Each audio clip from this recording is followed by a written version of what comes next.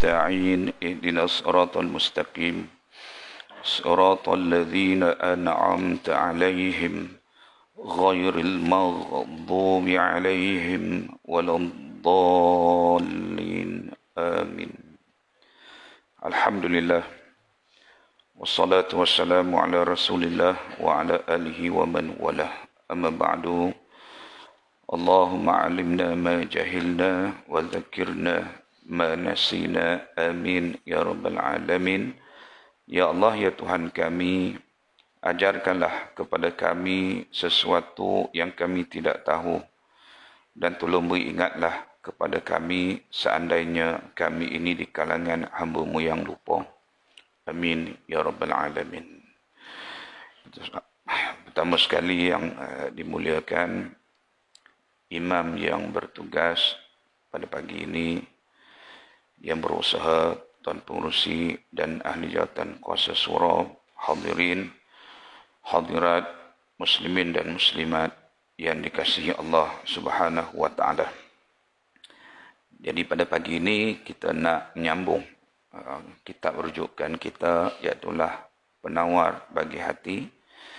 Subjek ataupun mata pelajarannya ialah yang berkaitan dengan ilmu tasawuf.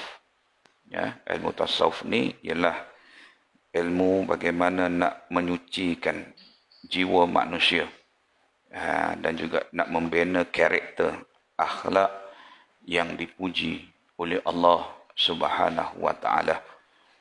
Jadi kita nak membina perangai. Sebab apa? Sebab kita ni manusia sebagaimana yang diberitahu oleh Allah Subhanahu wa taala. Allah ciptakan kita ada dua bahagian bagi manusia ni. Pertama, jasad. Yang keduanya, ruhiyah. Jasad, jasmani dan juga rohani. Jasad ni pun dia ada komponen-komponen dia. Dua bahagian yang kita sebut dulu, anatomi dan fisio. Fisio ni pula bagaimanakah 9 sistem berfungsi di dalam tubuh kita tadi. Dan kemudian kita tadi ada rohani, dan komponen-komponen roh ini iaitulah akal, sebutkan nafsu dan sebagainya. Maka itu manusia. Sebab itu kita tengok bagaimana apa yang disebutkan oleh Allah dan Rasul. Bermulanya kita ini, iaitulah Allah ciptakan kita tadi berada di pertama alam roh. Kemudian daripada alam roh tadi diberitahu oleh Nabi SAW, kita berpindah ke alam rahim ibu kita, dan situlah gabungan berlaku di antara roh dan jasad tadi, embrio dalam perut ibu kita. Dan kemudian kita dikeluarkan oleh Allah SWT daripada perut ibu kita dalam keadaan kita tidak tahu apa. Wallahu akhrajakum min butuni ummahatikum la ta'lamuna syai'a. Allah lah yang keluarkan kita daripada perut ibu kita dalam keadaan kita tidak tahu apa. Maka di situlah arahan-arahan supaya kita tadi menuntut ilmu. Menuntut ilmu ni daripada ayunan buai sampai liang lahat. Dan kemudian kita di dunia ini, tempat yang kita ada ni, dia bukan permanen, dia bersifat sementara. Dia ada had dia, tempoh dia di antara kita ini berbeza-beza. Dan kemudian kita akan berpindah satu alam yang namanya alam barzah. Bagaimana cerita-cerita yang berlaku di alam barzah ini kita pun tak tahu. Tapi yang beritahu tadi ialah pencipta kita, Allah, dan dikhabarkan perkara ini oleh baginda sallallahu alaihi wasallam. Itu Al-Quran dan hadis tu. Kemudian kita pula diberitahu akan dibangkitkan semula, dihimpunkan semua manusia ini, dibangkitkan semula, akan dihimpunkan suatu tempat yang namanya mahsyar. Mahsyar daripada awal manusia sehinggalah akhir manusia dihimpunkan. Maka di situlah ada proses-proses yang disebutkan oleh Allah SWT, manusia akan diadili segala amalan-amalan yang mereka lakukan sewaktu di dunia, sama ada mereka tadi berjaya ataupun sebaliknya, dan yang berjaya akan dimasukkan ke dalam syurga, dan yang sebaliknya akan dimasukkan ke dalam neraka. Nah, itu pencipta yang beritahu Allah. Kan? Kenapa Tuhan buat begitu? Kenapa Tuhan buat begini? Itu dia panggil ta'akuliah. Ta'akuliah ni makna nak suruh manusia fikir dan manusia cari jawapan. Kenapa Allah buat begitu? Kenapa Allah? Apakah hikmah di sebalik kekuasaan Allah SWT? Dia menghendaki begitu. Kita ni makhluk, hamba yang dicipta, bukan mencipta. Maka kita kena follow lah skrip tadi. Kalau kita nak berjaya, macam mana? Kalau kita sebaliknya, bagaimana tindakan yang dilakukan oleh manusia.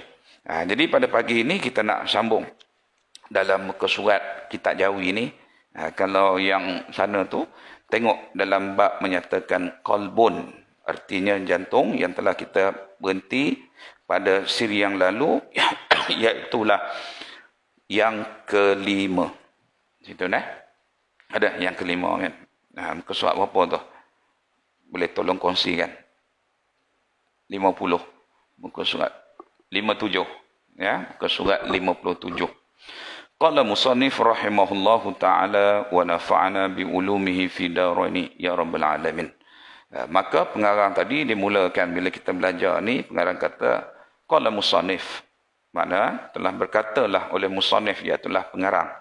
Tak ini apa dia? Doaiyah tadi, wa nafa'na bi ulumihi fi daraini ya rabbal alamin, supaya apa yang kita belajar ni berikan manfaat, kebaikan. Kena ada orang belajar tapi dia tak beri kebaikan. Maka kita doa tadi, ya Allah berikanlah kebaikan ilmu yang aku pelajari ini di mana? Di dunia dan juga di akhirat. Itu doaiyah dipanggil. Kan? Doa ini memainkan peranan. Sebab itu kita ni berdoa ni disuruh ulang-ulang, minta selalu, jangan putus asa. Aku dah minta tak ada apa pun. Kan? Tuhan tak apa ni pun. Ini sudahlah fed up. Dah Allah Taala yang suruh kita mengulangi. Sebab itulah kita pun dalam solat ni pun ada ayat-ayat yang wajib yang kita kena ulang. Sebab di dalam itu banyak perkara-perkara yang berkaitan dengan doa ya. Kan? Doa permohonan kita, permintaan kita kepada Allah Subhanahu wa taala. Jadi kita minta tadi mana boleh. Apa Rasulullah kata? La yuraddul qada illa bid-du'a. Kamu tidak boleh nak mengubah ketetapan yang Allah telah tetapkan bagi hamba-hambanya tadi illa, melainkan dengan doa. Kan? Itu di antara perkara yang diajar oleh Allah, mana peranan doa tadi dalam kehidupan kita sebagai seorang Muslim yang mukmin. Qala musannif rahimahullahu ta'ala. Yang kelimanya ngarang disebut. Apa dia? Yang kelima, iaitulah wajib kita tadi, hendaklah kita lazimkan memelihara hati kita ini daripada segala kelakuan yang dicela. Wajib, bukan perkara sunat. Kan? Wajib. Yang dicela oleh siapa? Yang dicela oleh Allah dan Rasul. Sebab itu kita nak kenal tadi sifat-sifat yang dipuji, sifat-sifat yang dicela. Barulah kita tahu, perangai ni tak molek.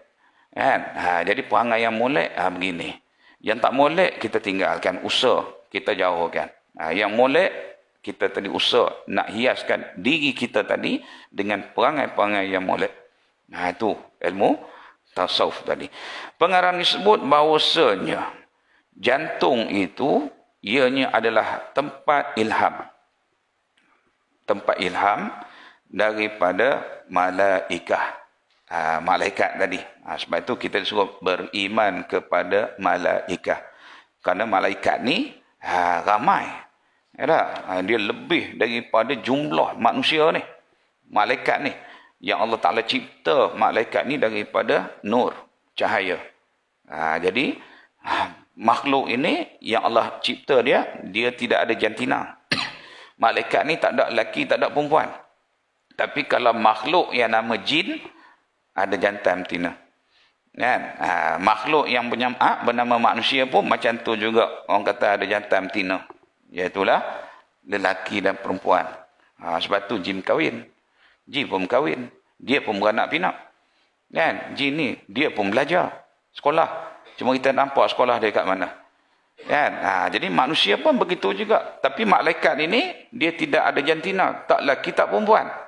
Allah ciptakan begitu. Kan? Sebab itu malaikat ni, dia tidak ada pasangan dia. Malaikat pun nak kahwin juga. Kan? Tak ada. Malaikat tak berkahwin. Malaikat tidak makan. Malaikat jenis dia bukan jenis minum dan sebagainya. Dia hanya mematuhi perintah-perintah yang diberikan oleh Allah Subhanahu wa taala kepada mereka tadi, dan mereka melaksanakan apa yang diperintahkan oleh Allah kepada mereka. Itu namanya malaikat. Jadi bila kita kait dengan bidang ilmu akidah, maknanya kalau malaikat pun kita tak tahu jantan betina, tentulah yang mencipta tadi pun Allah Ta'ala pun tak ada jenis jantina. Tapi dia berkuasa, dia tunjuk sifat-sifat dia. Yang kita belajar tu, sifat 20 dan sebagainya. Itu sifat Allah. Yang mencipta alam ini, yang wajib kita mengabdikan diri kepada Allah Subhanahu wa Ta'ala.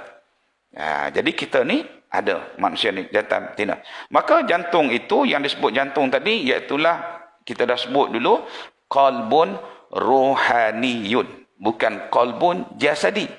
Kalau qalbun jasadi tadi, itulah jantung kita tadi. Ada injap kanan, injap kiri. Tak? Bagaimana dia function dia, berfungsi tadi untuk tubuh manusia tadi. Manusia boleh bergerak dan sebagainya. Kemudian, yang pula qalbun ruhiyah ni, rohani, maka perkara yang berkaitan dengan roh. Maknanya kesedaran manusia tadi ialah apabila roh tadi, jiwa tadi hidup. Kalau jiwa tadi mati, habis. Dah tadi. Jadi roh tadi dia perlu mendapat maklumat. Itu yang kita belajar tu. Kita belajar kan. Sebab apa? Sebab itu maklumat-maklumat tadi yang roh tadi itulah jenis pemakanan rohiyah, iaitulah ilmu. Kemudian kata ilmu itu makanan dia. Kalau jasad, makanan dia apa dia? Tiga unsur itulah. Hayawan, buah-buahan, tumbuhan. Kan? Itu jenis pemakanan kita tadi. Dalam ketiga kategori ini, dia ada pecahan-pecahan dia. Ada jenis apa, protein, karbohidrat, apa vitamin dia dan sebagainya. Itu bahagian tu. Tapi bahagian roh kita ni, bagaimana kita nak naikkan ataupun memberikan kekuatan kepada roh tadi. Maka ilmu tadilah dia mandu kita tadi. Petunjuk yang diberikan oleh Allah Subhanahu wa taala. Jadi bila sebut tempat ilham dulu, iaitulah dipanggil tunjuk aja daripada malaikat, yang mana ianya daripada Allah Subhanahu wa taala tadi. Bila sebut ilham tu dipanggil gerak hati. Gerak hati kita ni. Gerak hati kita ni, kita terasa begini, terasa macam ni. Kadang-kadang terasa macam tak sedap lah. Terasa macam suatu tak kena lah, kan? Dan sebagainya. Itu dipanggil gerak hati. Tapi gerak hati ni bagaimana kita nak melihat tentang gerak hati tadi, sama ada gerak hati tadi nak membawa kepada kebaikan atau keburukan. Maka gerak hati tadi dipandu oleh petunjuk agama, iaitulah ilmu syariat. Itulah. Barulah kita tahu halal, haram, dosa, pahala, kan? Ni boleh tak kita nak buat? Ni boleh kita nak buat ni, kan? Dan sebab kita dipandu oleh petunjuk agama. Maka kita gunakan agama tadi untuk memandu, membimbing kita dalam melaksanakan kerja-kerja kita tadi agar ianya tidak bercanggah dengan petunjuk agama. Kita nak buang air besar ke, nak buang air kecil ke, bukan boleh main lari-lari begitu, kan? Main tembak ikut dan je. Dia ada akhlak yang Nabi ajar, kan? Nak masuk macam mana, nak mula kaki mana, kemudian pula nak keluar kaki mana. Betul pula cara untuk kita tadi buang air kecil ke apa, nak berdiri ke lagu mana. Semua tu diajar oleh syariat tadi. Akhlak tadi, adab.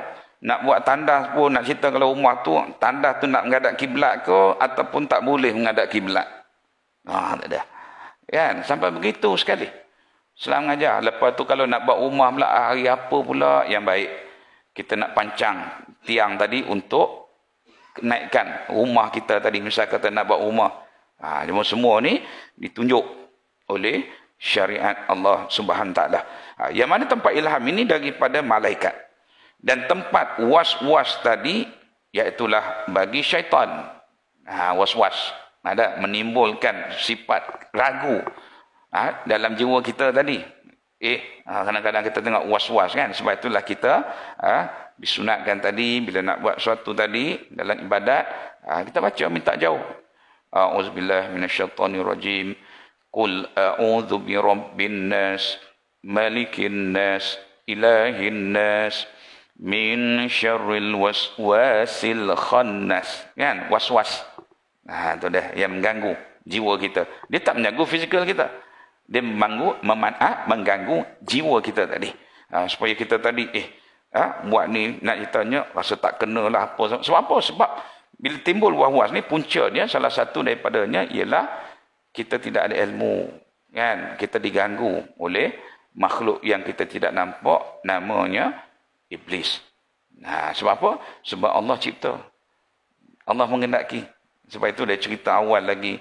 Wa idh qala rabbuka. Kan? Allah kata, wa idh qulna lil malaikah usjudu li adama fasajadu illa iblis. Siapa pula iblis ni? Mana? Allah dah beritahu. Clue dia. Kan?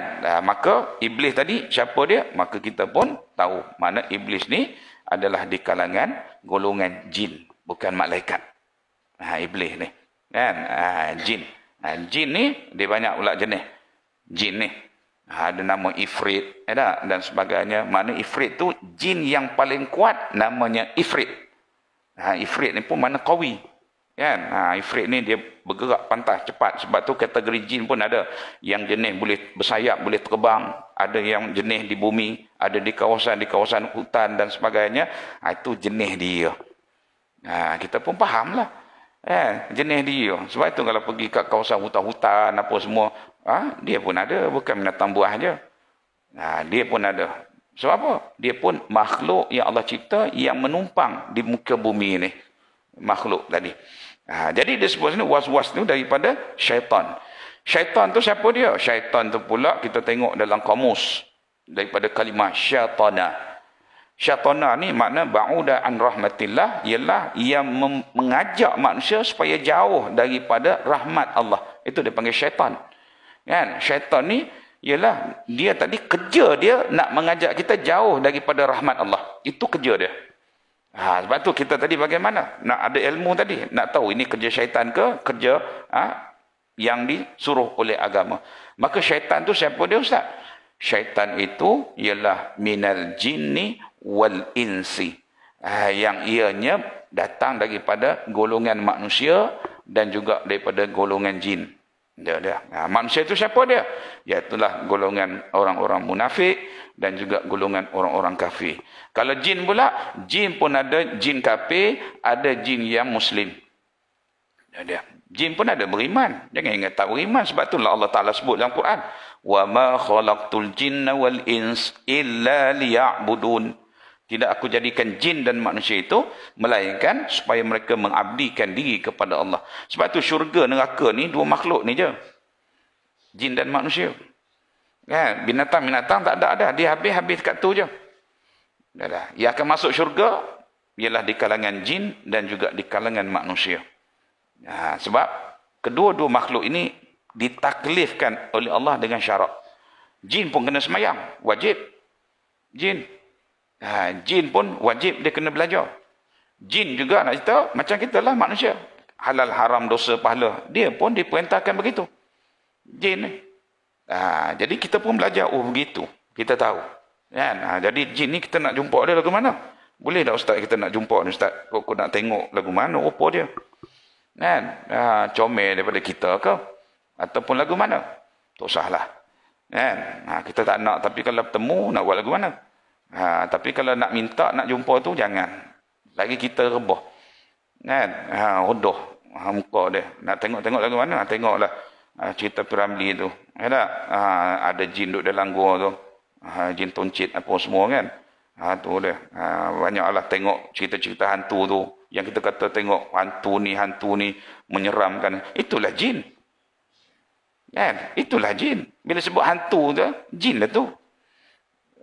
Tak kira lah hantu raya ke, hantu puasa ke. Kan?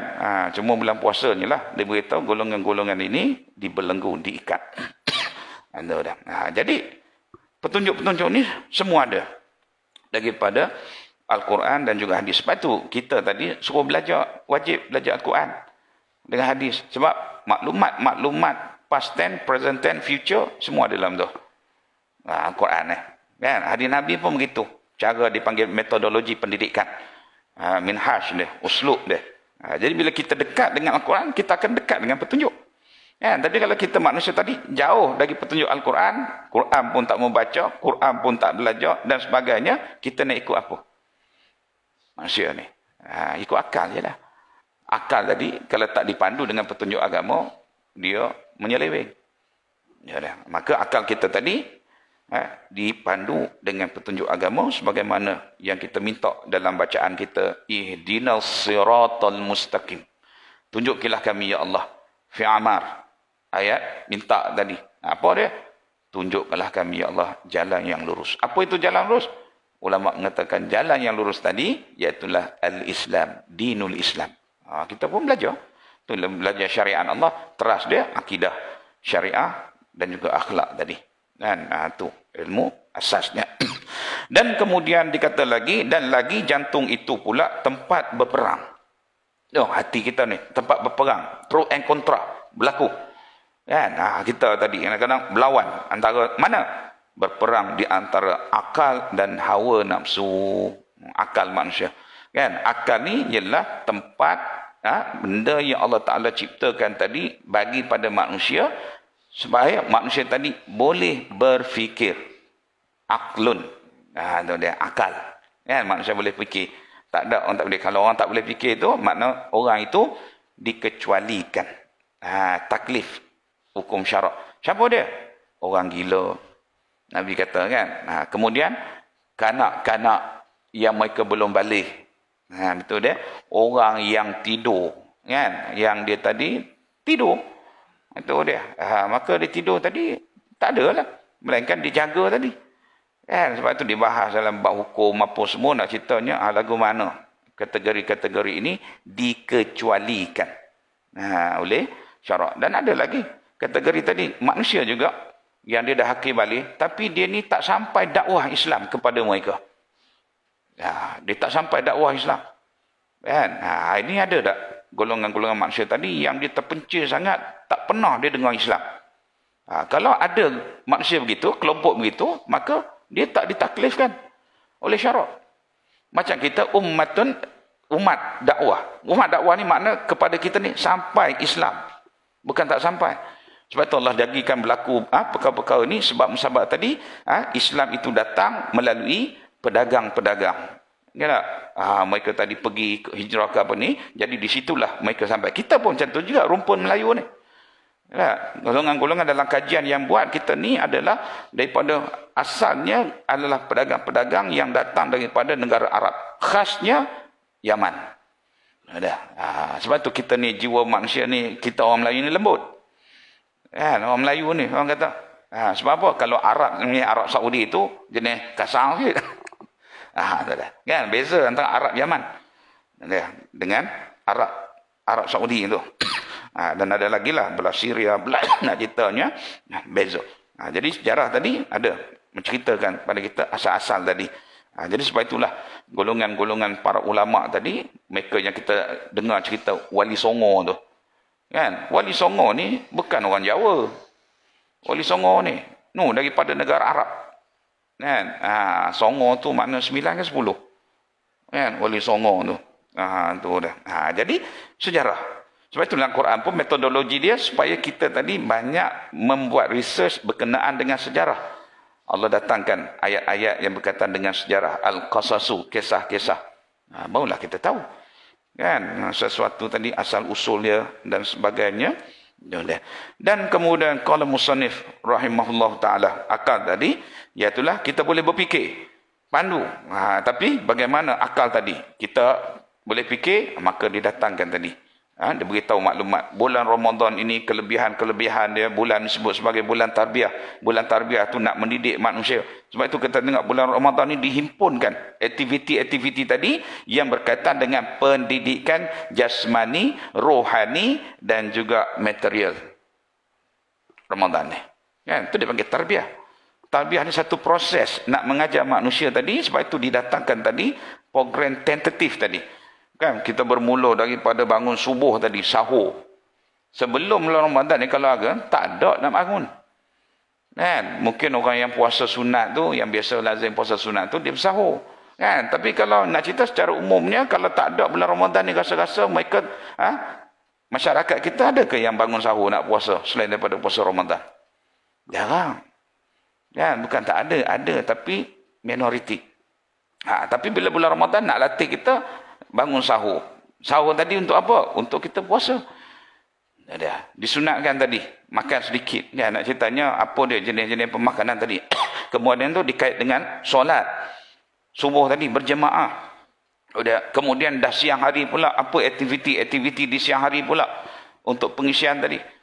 Disuruh kita dalam bulan Ramadan ni banyakkan tadarus. Tadarus ni bulan ni lah mu kena latih baca. Tapi kalau mu tak baca Quran, bulan-bulan lain nak ceritanya tak ada lah. Macam kita bulan kursus lah. Bulan kursus ni dipilih. Satu bulan tu Ramadan. Masa tu lah kursus tadi. Tapi bila dah habis lah kursus, nak tengok pula macam mana kita. Tapi kalau kita tak bersedia untuk mengikuti program-program yang ada dalam bulan Ramadan ni, lost. Kan? Nak didik kita. Sebab tu kita tengok dalam bab semayang dan sebagainya, berapa ramai orang Islam yang semayang tak cukup. Itu yang semayang tak cukup. Yang semayang juga, yang namanya semayang juga tu. Tapi ada juga yang orang Islam tak semayang. Sedangkan macam mana? Itu teras. Puasa dia boleh puasa, tapi semayang dia tinggal. Kan? Puasa dia boleh tahan tadi. Tapi bila time semayang, dia tak semayang. Ada tuan-tuan? Sedangkan itu rukun Islam. Kemudian apa lagi? Disebut pada kita tadi, akal tadi ialah kita dipandu dengan petunjuk agama. Sebab itu akal kita tadi dipandu dengan syariat. Nak tahu halal, haram, dosa, pahala, itu akal. Tapi ada lawan dia tadi, apa dia? Dipanggil hawa nafsu.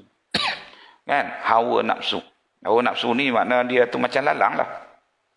Tapi dia akan cenderung inna nafsa la ammaratun bisu. Tu Allah Taala yang beritahu. Aku yang cipta. Aku tunjuklah macam mana kan komponen-komponen tadi, function dia tadi. Jadi bila kamu dia ada ilmu, kamu kena bimbing dia. Nafsu tadi dia mengajak kita tadi ke arah perkara-perkara kejahatan. Benda baik dengan benda tak baik ni, benda tak baik lagi nafsu ni cenderung. Kan? Itu jenis dia. Bila jenis dia tadi kita tahu, maka bagaimana Allah Ta'ala sebut, zuyyina linnas hubbus syahawati minan nisa wal banin wal qanatir. Allah dah bagi tahu. Kecenderungan kita ni, apa dia? Kalau kita ni lelaki, cenderung kita kepada wanita. Keinginan kita tadi untuk kita tadi ada anak. Bila kahwin tadi, sebab musabab tadi, makna akan lahirlah generasi tadi. Lepas tu pula manusia tadi cenderung apa? Nak harta yang banyak. Allah bagi tahu dah. Kan? Itu perangai kita. Nak harta banyak. Tapi Allah bimbing. Nak harta banyak tak apa. Bukan salah. Tapi ada guide dia. Nak tahu halal, haram, dosa, pahala. Macam mana mu nak dapat harta ni? Merompak ke, mencuri ke, apa ke. Kan? Allah Ta'ala tunjuk. Dalam ekonomi pun Allah Ta'ala kata, wa halallahu al-bai' wa harama riba. Aku halalkan jual beli, tapi dalam masa yang sama, aku mengharamkan jual beli tadi yang berunsur riba. Kenapa? Karena dia ada penindasan kepada manusia. Kan? Allah yang ajar kita.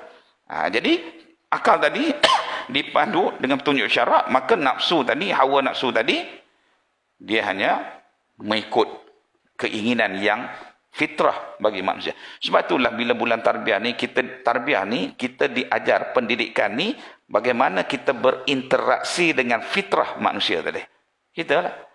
Itu nak bagi tarbiyah, nak bentuk kita ni daripada apa ni, cenderung benda ni macam mana kita nak didik supaya jangan buat lagu ni dan sebagainya. Maka di situlah panduan yang kita ada. Maka akal itu pengarang dikata menyeru ia, mengajak ia kepada kebajikan. Akal tadi kan, nak buat baik ni kita dah tahu dah buat baik ni. Rasulullah kata apa dia?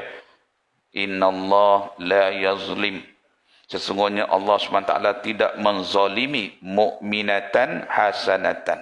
Orang mukmin yang buat kebaikan, Allah tak menganiayai pun mereka ini. Yu'ta biha fid dunya wa yujza biha fil akhirah.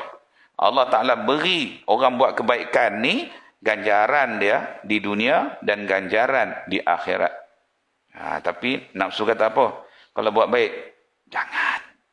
Kan? Sagi hang bagi dia sagi. Duit sagi kita ni habis. Kan? Orang tu malas. Tu dia. Mu dia kerja rajin, mu nak bagi kat dia. Nak bagi dia malas je. Kan? Sedangkan Islam ni dia ada petunjuk dia tu. Apa dia? Iaitulah zakat. Kan? Zakat ni kenapa ada 8 asnaf tadi? Kenapa golongan-golongan tu disebut oleh Allah? Sebab golongan ni lah manusia lupa. Kan? Alhaakumut takatsur. Membenggah-benggah manusia dengan harta yang banyak. Kan? Dia lupa orang miskin. Sebab itulah kita tadi Allah uji. Manusia tadi yang kaya pun Allah uji, yang miskin pun Allah uji. Sebab apa? Allah nak tengok ayyukum ahsanu amala. Siapa di antara kamu yang baik amalan dia? Kan? Allah uji, nak tengok. Kalau orang kaya kita tengok dia rajin bersedekah, dia bantu, dan sebagainya. Alhamdulillah. Tapi ada orang miskin juga pun macam tu juga. Dia miskin tapi dia tadi putus asa, kecewa daripada rahmat Allah Subhanahu taala, habis juga nak ceritanya. Jadi kita nak orang yang miskin tadi dia pandai sabar dan dia boleh ikhtiar untuk mengubah kehidupan dia, dan orang yang Allah berikan nikmat harta juga dia kena sabar. Allah ajar dia supaya dia pandai bersyukur kepada Allah Subhanahu taala. Itu dia kan. Allah tak larang kita ni, Allah bimbing kita ni, dia yang kita ni. Dan hawa nafsu itu menyeru ia kepada kejahatan. Kita tahu dah. Maka sayugianya bagi kita la budda bahawa tiada dilalaikan daripadanya. Jangan kita lalai. Kan? Sebab tu kita ni ada orang Ta'ala kata ghaflah. Ghaflah ni makna kita lalai. Ghafilin. Ghafilin tu makna sifat orang-orang yang lalai. Kan? Maka Allah cerita dalam Quran orang yang lalai dan sebagainya. Jadi jangan. Kita ni orang yang mengaji, kita kadang-kadang lupa, cepat kita ingat. Tapi kalau orang yang tak mengaji ni, lalai dia tak tahu. Dia lalai ke tak lalai ke dia tak tahu. Tapi kita ni tahu perkara-perkara ini. Lalai.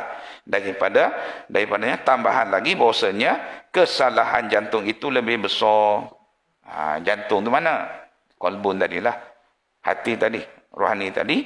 Sekurang-kurangnya keras ia tiada menerima pengajaran. Sebab tu Allah Ta'ala tunjukkan dalam Quran. Mula-mula, ya ayyuhalladzina amanu, wahai orang-orang yang beriman. Kemudian apa dia? Allah Ta'ala sebut, ya ayyuhannas, wahai manusia, umum. Kemudian Allah sebut, ya ayyuhal kafirun, orang kafir. Kemudian Allah sebut, apa dia? Ayyuhal munafiqun. Kan? Itu makna sifat-sifat tu. Ada kategori manusia ni, ni perangai dia. Maka orang yang mukmin, macam mana kita kata orang mukmin? Macam mana perangai orang mukmin? Sifat-sifat dia.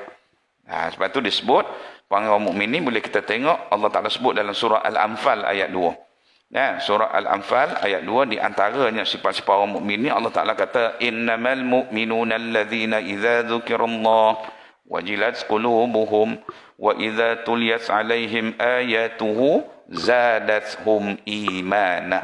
Apa dia? Sesungguhnya Allah Ta'ala kata orang-orang yang beriman itu ialah apabila disebut nama Allah wajilat qulubuhum. Nescaya gementarlah hati mereka tadi. Gementar tadi makna takut. Kenapa? Kerana dalam Al-Quran tadi yang kita baca tadi ada ayat-ayat tadi yang datang tadi untuk memberikan ancaman kepada manusia. Sekiranya mereka tadi lalai, mereka menjauhkan diri daripada petunjuk Allah. Al-wa'du wal-wa'id. Itu dia bentuk-bentuk ancaman. Jadi gementar tadi untuk mengagungkan Allah Ta'ala. Wa idza tuliyat alaihim ayatuhu, apabila dibacakan kepada mereka ayat-ayat Allah. Bila sebut ayat-ayat Allah, kontens dia apa dia? Reminder, ayat hukum, ayat-ayat al-qasasu. Itu kontens dalam Al-Quran. Jadi bila dibacakan ayat tadi kita tahu lah. Kan macam bulan Ramadan ni peristiwa apa? Kita peperangan Badar. Apa pengajaran dia? Nuzul Al-Quran kan? Nuzul Quran. Tu dia. Bagaimana Al-Quran itu diturunkan. Jadi makna kita dapat info. Maklumat tadi. Tentang Al-Quran. Kenapa Al-Quran ni dia ada dalam ilmu dia dipanggil Ulumul Quran. Ulumul Quran ni dan dalam dia tadi nak menceritakan maklumat-maklumat bagaimana Al-Quran itu diturunkan.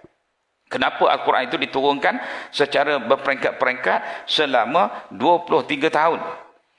Dia, 13 tahun Al-Quran diturunkan di Mekah. Kemudian setelah berlakunya hijrah tadi, ayat-ayat Quran tadi diturunkan di Madinah selama 10 tahun. Sehingga cukup 23 tahun, maka apabila ayat Al-Quran tadi telah pun selesai diturunkan tadi sepenuhnya, maka baginda SAW pun diwafatkan oleh Allah SWT. Kan? 23 tahun. Mana? Jadi kita mengkaji lah. Sebab itu ayat Quran ni 1/3 daripada ayat Quran ni ayat-ayat saintifik. Untuk kita belajar, baca, tapi kita buat research. Kalau kita tak buat research, ya, habislah. Sebab tu Al-Quran tadi kita belajar sampai peringkat apa? BA, MA, PhD. Itulah dia cara Al-Quran. Allah suruh kita tadi.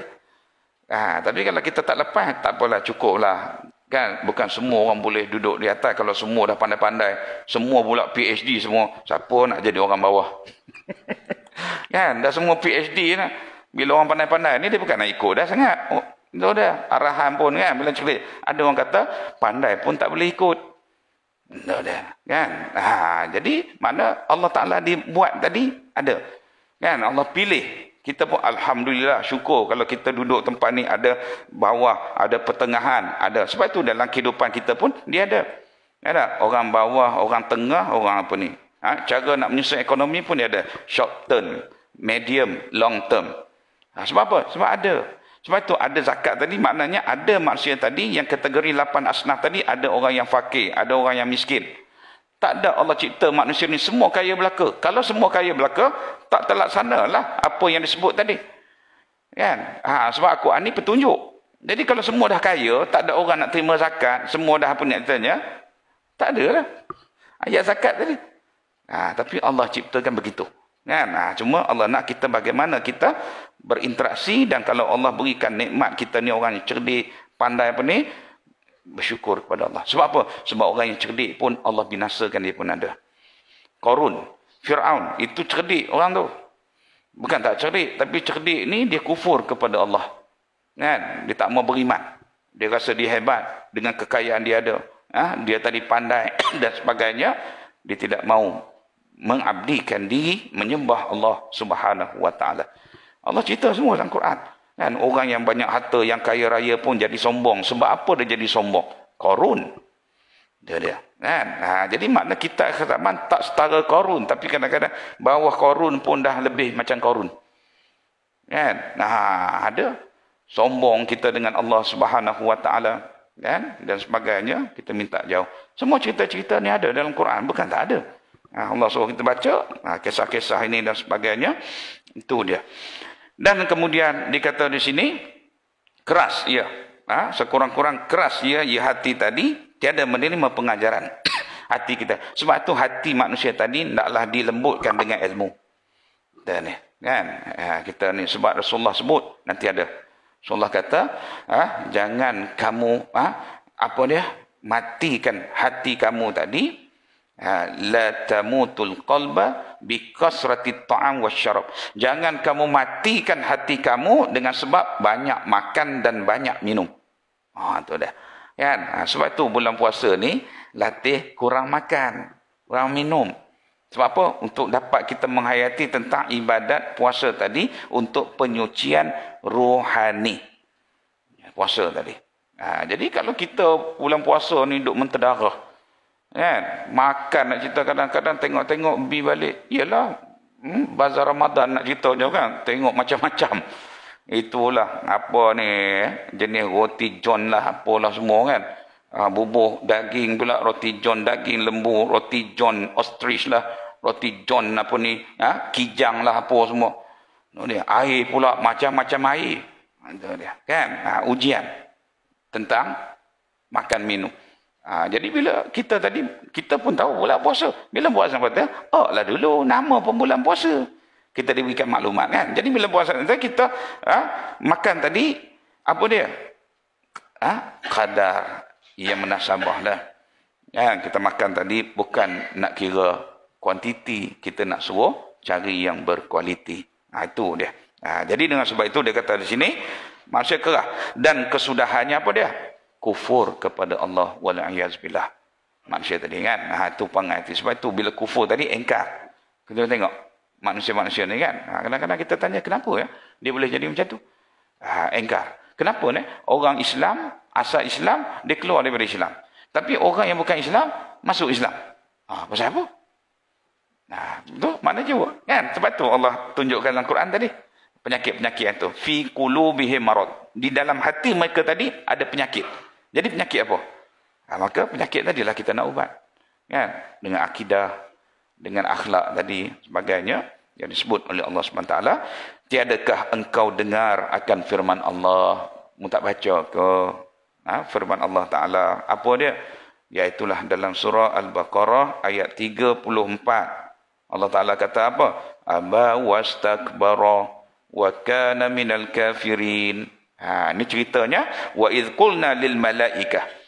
Ketika mana tanya kepada malaikat tadi. Allah Ta'ala tunjuk cara dialog. Sebab Al-Quran ni dari segi bahasa dia cukup lengkap. Dan kalau kita belajar bahasa Al-Quran ni, ayah-ayah, ibu-ibu, kita ngajilah. Bahasa Arab ni bukan ngaji nahu saja. Bukan ngaji ilmu saraf. Nahu tu, ilmu nahu ni kita nak tahu tentang baris tu. Itu dia, kan? Baris depan, baris bawah, baris hadapan. Itu mati kan, sukun. Itu dia ilmu nahu. Kita nak tahu macam mana. Tapi ilmu saraf dia berkaitan dengan perubahan-perubahan kalimah dalam Al-Quran tadi. Kan? Macam sabara. Kemudian dia berubah yasbiru sabran fahuwa sabirun dan sebagainya.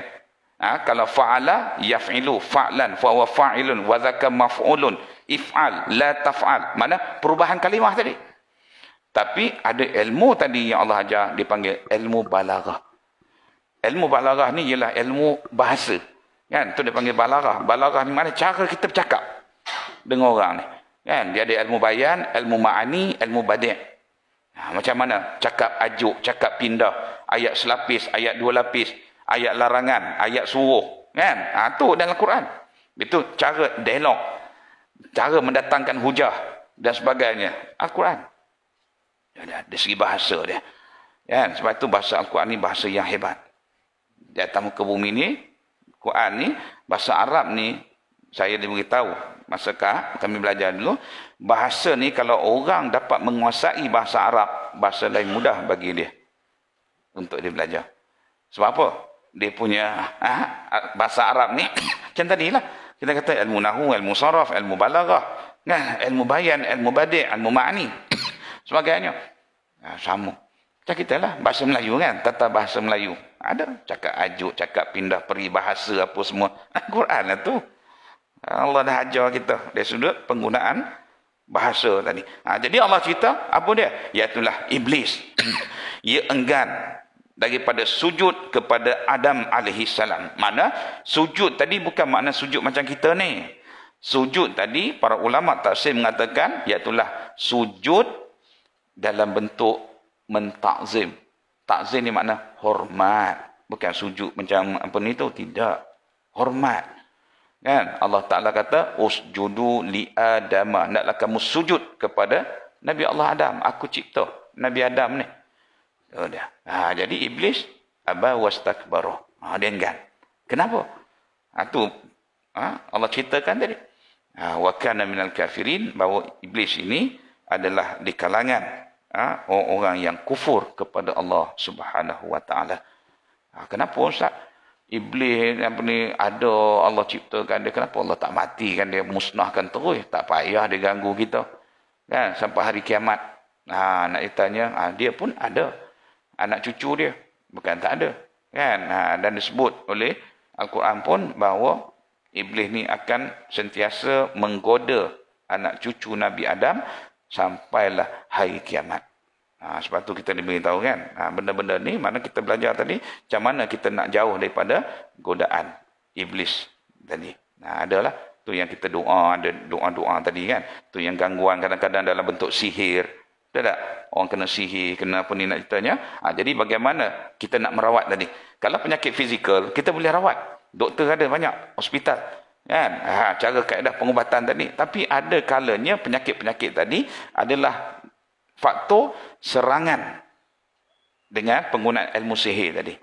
Maknanya golongan jin. Ada kan? Jin dia mari nak cerita, Tok Bomo ni hantar nak cerita dia, pergi serang. Si Anu. Dia pergi. Dia kan? Ada datang tadi dalam bentuk yang pelbagai. Nak tanya, ada. Jadi kita diberitahu, oh begini. Jadi macam mana kita nak halang? Saya pun dulu macam tu juga. Ya, saya tolong. Ni nak tolong ni. Bukan kita sendiri membuat rawatan. Nak tolong kawan kita tu. Bawa jumpa sahabat kita yang boleh merawat tadi kan. Penyakit yang berkaitan dengan sihir. Tuan-tuan nak tahu macam mana? Bila balik tuan-tuan, saya kena serang. Ya dah, kena serang. Sebab iblis ni, jin ni, perangai dia berdendam. Macam juga manusia. Dia dendam. Kan? Ini kita apa ni? Dia pun ada. Dia akan dendam, dia akan cari kita. Jadi bagaimana kita tadi? Ya tak? Untuk pertahanan kita tadi. Kalau kita tak buat apa ni, dia tak kisah. Tapi jenis bila kita ibarat kata macam kacau dia. Dia kacau orang, kita nak ubat tadi, itu dia akan serang. Ya dah. Kan? Jadi inilah. Sebab itu yang belajar dalam perubatan, kaedah perubatan ni, yang berkaitan dengan ilmu untuk menghalang sihir ni, ada ayat Quran tadi yang khusus untuk dipanggil binasakan golongan ini. Di antaranya ialah ayat kursi. Itu yang kita baca tu. Ayat kursi ni ialah ayat pembakar sebenarnya. Untuk jin tadi. Jadi kita baca. Sebab tu ulama-ulama dulu dia gariskan kan. Dia buat kitab wirid ni. Amalkan wirid-wirid ni. Sebab itu di antara kekuatan kita tadi. Pertahanan kita. Allahu la ilaha illa huwal hayyul qayyum la ta'khudhuhu sinatun wa la na'um lahu ma fis samawati wa ma fil ard.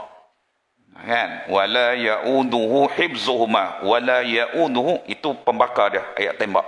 Itu kalau orang belajarlah. Kan? Kalau orang tak belajar, tembak apa ustaz? Tak nampak apa pun. Kan? Tembak-tembak gitulah. Boleh ke ustaz? Jadi kita tak nampak. Tapi benda tu ada. Kan? Jadi itulah. Dulu pun kita belajar dulu, masya-Allah yarham Profesor Dr. Harundin ada. Kemudian Datuk Ismail Kamus kat sini, dan ramai lagi lah. Kan? Bila ada kesempatan, sebab itu kami dulu di Darul Syifa memang ada setiap hari Isnin ada kelas di sana kan. Tuan-tuan pun boleh belajar. Nak pergi Google tengok. Ya tak? Pengajian di Darul Syifa tadi. Tengok kan? Hari apa, bila nak daftar. Berapa kita nak belajar. Kita nak belajar sesuatu yang kita nak tengok tentang kebesaran dan kekuasaan Allah Subhanahu Wa Taala. Sebab itulah kita ni tak kira. Saya dah berumur dah ni. Dah boleh belajar. Bukan tak boleh. Kan? Nak dengan tak nak dia ni.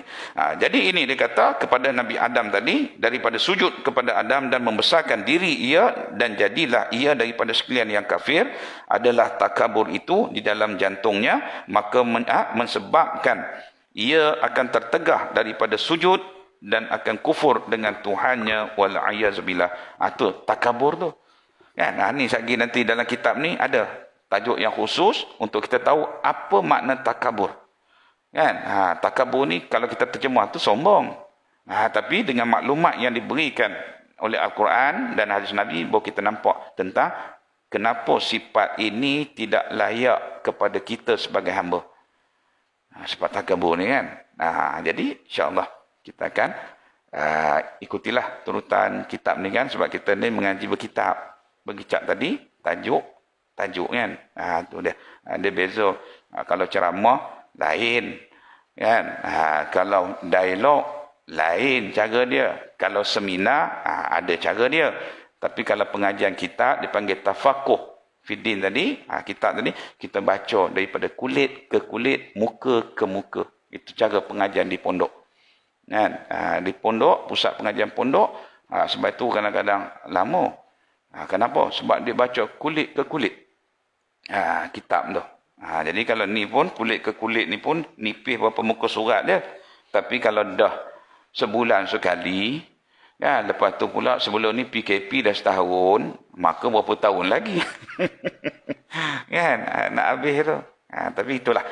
Cara pengajian-pengajian yang berbeza-beza, ada cara yang rushing, cepat.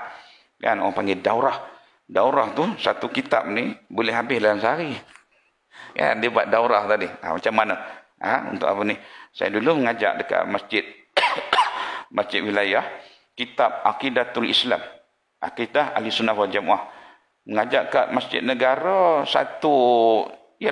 sebulan saya sekali. Tahu dia. Tapi di sana satu hari tu saya boleh habis kitab tu. Sebab apa? Daurah tadi. Namanya daurah. Daurah tadi daripada pagi tu, bagi kita kena buat PowerPoint lah. Kan? Bagi cerita sampai habis ceritanya, sampailah asar. Habis satu kitab. Kan? Tapi letih lah. Jadi macam berbagai cara, kan? Kita nak dapat pendekatan ilmu, tapi cara kulit ke kulit itu cara pengajian pondok. Pondok bukan pondok lain, kan? Atau kita sebut pesantren dan sebagainya. Jadi banyak lagi yang benda kan. Jadi sekali itulah untuk pagi ini. Jadi saya buka lah kalau ada soalan nak tanya. Ayah nak tanya ke? Ya saya. Yes.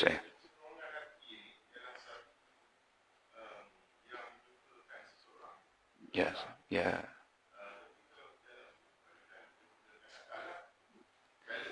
Ya. Ya saya. Iyalah.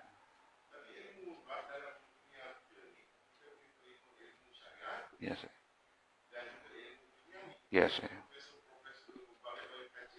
Ya. Ya. Ya.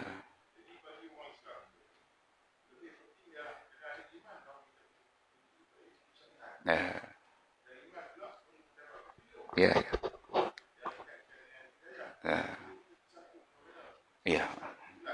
Ya, okey. Ayah-ayah ibu boleh tunggu sikit Nak apa ni? Nak ringkaskan je. Kan? Boleh panjang, boleh ringkas. Kan? Kalau panjang, saya dengan tuan yang bertanya je lakut, yang ada.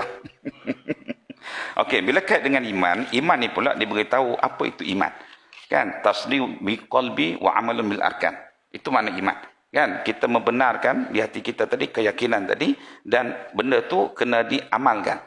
Baru dia kata iman. Kalau kita kata sembahyang tu wajib, itu dia. Tapi dia tak buat. Maknanya iman tak sempurna lah tu. Sebab iman ni bila dia tahu benda tu wajib, dia kena laksanakan. Kan? Sebab dia kait iman tadi dengan perbuatan tadi. Hati dan benda. Jadi iman ni pula, sifat dia yazid wa yanqus. Dia boleh bertambah, boleh kurang. Itu sifat iman. Kan? Bukan sifat orang beriman. Sifat iman tu. Bila sebut iman, kita faham, dia ada kalanya, dia bertambah. Macam minyak kereta lah. Kereta kita kan, kadang-kadang bila kita full tank, penuh lah. Tapi bila kita berjalan, dia kurang. Jadi kita nak berjalan jauh lagi, kena isi lah. Macam tu juga kehidupan kita. Jadi iman ni pula, bila sebut tadi, nisbah kepada manusia. Yazid wa yanqus. Tapi iman tadi, nisbah kepada Nabi, apa dia? Yazidu wala yanqus. Dia sentiasa bertambah dan tidak kurang. Kita boleh tambah, boleh kurang. Nisbah iman kepada malaikat, la yazidu wala yanqus. Iman malaikat ni dia tidak bertambah dan dia tidak berkurang. Tapi bila kita faham iman kita, maka bagaimana nak maintain tadi? Jadi maintain tadilah kita perlu ilmu tadi. Sama ada ilmu tadi, dia perlu ilmu syariat ataupun ilmu keduniaan. Kan? Sebab nak kombinasikan. Bukan Al-Quran tadi dia tidak tahu. Allah Ta'ala ni dia tahu. Dia yang cipta.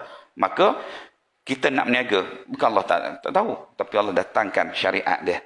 Kan? Dalam ekonomi Islam nak tahu halal, haram, dosa, pahala. Jadi kait dan dengan apa ni? Iman tadi dengan kita tadi. Sebab itu makanan kita tadi, manusia tadi, ilmu. Jadi ilmu tadilah yang menyebabkan iman tadi naik. Kan? Tapi kalau kita tak ada beri makanan ilmu pada dia, iman tadi dia akan slow down. Dia slow down, kita jadi lemah, kita jadi putus asa, kecewa, dengan rahmat Allah. Tapi bila kita tadi sentiasa dengan nak maintain dia tadi, Rasulullah kata asbabu ziyadatul iman, bahawa sebab-sebab nak bertambahnya iman tadi, kita kena lazim 3 perkara. Pertama ialah kita belajar, mesti kena ada ilmu, sama ada dunia. Yang terasnya ialah ilmu syariat. Kan? Akidah, lepas tu ilmu syariat tadi, ilmu ekonomi, ilmu pentadbiran, kan? Ilmu yang berkaitan dengan perundangan, ilmu yang berkaitan dengan pengurusan kekeluargaan, ilmu yang berkaitan dengan hubungan diplomatik. Itu dalam fiqh. Kan? Tapi dalam ilmu tasawuf pula, inilah dia. Jadi 3 in 1 ada pada kita, kombinasi. Maka bila iman tadi ada, dia bertambah sebab kita tahu benda ni. Bila kita bergerak tadi, makna kita tahu apa yang kita buat, apa yang kita lakukan tadi, di situ ada maklumat kita. Benda ni halal, benda ni haram, benda ni boleh, benda ni tak boleh, kan? Dan sebagainya. Maka iman tadi yang keduanya ialah dia kena beramal. Beramal tadi kita kena buat apa yang diperintahkan oleh Allah daripada ibadat. Dan yang ketiganya, banyakkan kita tadi zikrullah. Kan? Zikir. Ingat Allah Ta'ala. Sama ada zikir tadi dengan lafaz, lisan, subhanallah, walhamdulillah, Allahu Akbar, baca Quran. Dan banyaklah wirid-wirid tadi. Tapi dalam masa yang sama, kita faham bahawa zikir tadi bukan saja dengan lisan, tapi zikir itu juga dengan perbuatan. Ya, perbuatan ni makna kita duduk majlis ilmu, kita duduk dalam mana-mana perkara kebaikan tadi, ia juga adalah zikrullah. Kita bekerja, orang nak bagi kita buat kerja tak betul. Kan? Rasuah. Tak boleh. Makna bila tak boleh kita kata tu, aku tak mau benda tu, itulah zikrullah. Ya, yang menghalang kita membuat benda-benda yang ditegah oleh syarak. Itu dia. Dan banyakkan kita tadi berdoa. Doa-doa ni banyaklah. Kalau ayah-ayah ada belajar di sini, kitab tu namanya Al-Azkar. Kan? Al-Azkar ni dihimpunkan dalam kitab tu doa-doa sepanjang kehidupan manusia ni. Apa saja aktiviti yang manusia buat, dia tidak lari dengan peranan doa tadi. Kan? Itulah. Jadi itulah yang boleh saya respon untuk berkenaan dengan sifat iman tadi. Itulah ayat yang apa ni Allah Ta'ala sebut. Iman tadi, orang beriman, surah Al-Anfal ayat yang kedua. Wallahu a'lam. Ada lagi kah? Ibu, ada nak tanya ke? Ya, nak balik pun tak masalah kan? Tak ada. InsyaAllah. Jadi kalau tak ada tu, sekali itulah untuk pagi ini. Dan saya untuk sedikit makluman ayah-ayah dan ibu-ibu sekalian, saya ada bawa buku ni, Tarbiyah Penyucian Rohani. Jadi tarbiyah rohani ini berkaitan dengan amal-amalan di dalam bulan Ramadan. Yang mana buku ini diterbitkan oleh Pertubuhan Kebajikan Asatizah Malaysia. Mana pertubuhan ni ialah kebajikan guru-guru. Yang mana guru-guru ni, Asatizah Malaysia ni, pertubuhan ni ialah masa PKP dulu. Jadi ramai di kalangan ustaz-ustaz dan ustazah yang mereka mengajar di masjid dan surau sepenuh masa. Jadi bila berlakunya PKP memberikan terkesan kepada mereka. Jadi dengan sebab itulah di antara inisiatif yang mereka lakukan ialah pengajian atas talian. Sekarang ni mereka pun banyak buat pengajian atas talian.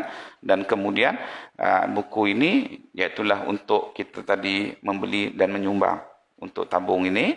Jadi saya bawa ni ialah untuk juga sebagai membantu sahabat saya sebagai pengurusi ni Ustaz Abdul Latif, yang mana kebajikan untuk mereka tadi dibuat untuk membantu mereka-mereka ini. Dia sebab apa? Sebab ada guru ni tuan-tuan dan perempuan, dia sepenuh masa di masjid dan apa ni, dan ada kadang-kadang dia dah ada kerja lain. Macam saya sendiri pun ada sekolah saya apa ni kan, nak ceritanya jadi mengajar pun sama, tapi nak kata mereka ni memang sepenuh masa. Jadi itulah dengan adanya buku ni sedikit sebanyak dapat membantu mereka. Dan buku ni hanya RM10 saja. Jadi saya ada bawa tu, dalam tu, nak tanya bolehlah ibu-ibu dan ayah-ayah menyumbang. Dan ada maklumat dalam ni berkenaan amalan-amalan dalam bulan Ramadan. Dia fully colour. Ya tak? Semua colour dia punya ni. Jadi sekali itulah untuk pagi ini. Jadi kita doakan mudah-mudahan keadaan di Selangor, di negeri-negeri yang sekarang ni kes COVID-19 ni angkanya semakin meningkat. Dan di Selangor pun 2-3 hari sudah dalam berita beritahu bahawa 13 buah sekolah di Selangor ditutup. 13 buah sekolah di Selangor ditutup akibat ada kes positif pelajar tadi. Dan saya pun, sekolah kami pun baru ni seorang pelajar kes positif Itu pun selepas dia swab test, sebab dia tadi konteks rapat dengan ibu dia sendiri. Mana berlaku di rumah lah. Kontak rapat, ibu dia positif, dan kemudian bila kes ni berlaku, maknanya PKD. PKD ni Pusat Kesihatan Daerah, call saya, kata minta Ustaz supaya berikan kepada saya senarai nama pelajar-pelajar tersebut. Kelas darjah 6 ni ada lebih kurang dalam 19 orang. Dan kemudian dia minta supaya sekolah tadi segerakan buat sanitizing. Alhamdulillah. Kan? Jadi bila dah ni dah, mujurlah tak tutup terus. Datuk, kita beri arahan untuk tutup sementara, iaitulah dalam 3-4 hari. Lepas tu kita nak dapat balik laporan-laporan ni, dan Alhamdulillah sehingga minggu hari Selasa baru ni kita dah mula balik.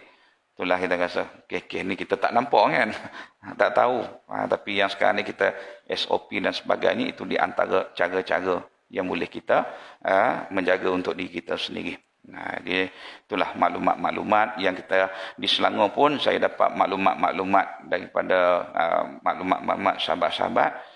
Kemungkinan besar sekiranya kes ini meningkat, bulan 5 ini sekolah-sekolah khasnya di Selangor akan ditutup. Di Selangor. Kita harapkan jangan begitulah. Sebab apa? Bulan 5 ni masuk bulan 6 memang dah cuti dah.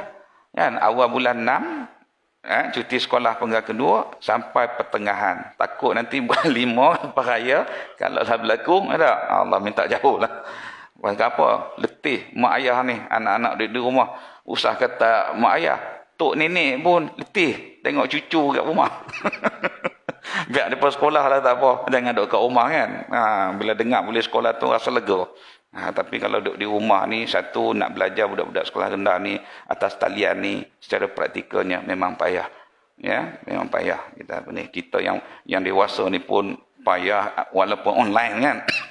Nak buat dan sebagainya. Tapi itulah yang berlaku. Apapun kita doalah pada Allah SWT agar Allah Ta'ala pelihara kita. Jadi kita tangguhkan dengan tasbih Kafatul Majlis dan surah Al-Asri, dan kita iringkan dengan doa. Subhanakallah wa bihamdika asyhadu an la ilaha illa anta astaghfiruka wa atubu ilaik. Bismillahirrahmanirrahim. Wal 'ashr innal insana lafi khusr illa alladhina amanu wa 'amilus shalihat wa tawassaw bil haqq wa tawassaw bis sabr. Bismillahirrahmanirrahim. Alhamdulillahi rabbil alamin. Wassalatu wassalamu ala asyrafil anbiya wa mursalin wa ala alihi wa sahbihi ajma'in. Allahumma ighfir lana dhunubana wa liwalidina warhamhum kama rabbawna shighara. Ya Allah, ya Tuhan kami, ampunilah dosa kami ya Allah. Ampunilah dosa isteri dan anak-anak kami. Ampunilah dosa suami dan anak-anak kami ya Allah. Ampunilah dosa kedua ibu bapa kami ya Allah. Rahmatilah mereka, kasihanilah mereka ya Allah, sebagaimana mereka mengasihani kami. Ya Allah, ya Tuhan kami, Allahumma nawwir qulubana bil Quran. Ya Allah, ya Tuhan kami, sinarilah hati kami ya Allah dengan sinaran dan petunjuk Al-Quran. Sinarilah kehidupan kami di dunia ini dengan sinaran dan petunjuk Al-Quran. Sinarilah segala aktiviti dan pekerjaan kami ya Allah dengan sinaran dan petunjuk Al-Quran.